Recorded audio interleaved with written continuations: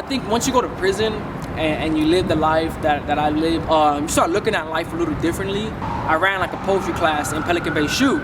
You started a poetry class in solitary confinement. You walk in a poetry class, we're all in separate cages.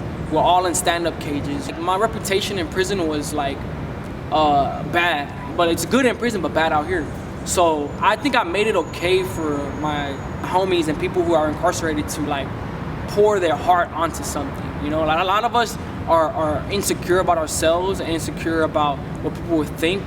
And like I didn't care. Like I was writing poems about my mom, my homie and his daughter. Like I wrote really touching poems, and everybody was like, well, like, you know, if he's doing it, you know, let me. And I like encourage people, like, you know, like let this be therapy as much as it is like education. You know, Making vulnerability okay. It doesn't exist in prison. Vulnerability doesn't exist. It only existed in those 30 minutes we were in that class. To be honest, give them any type of way to be vulnerable, you looked at as weak.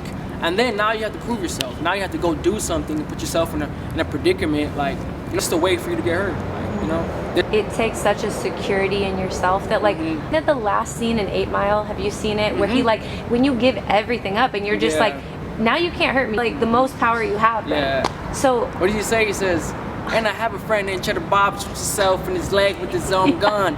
I am gonna, all 6 of you chums. And we dip my girl. I'm still standing here screaming, the free world. I should, I used to have it memorized, but it's been a second. But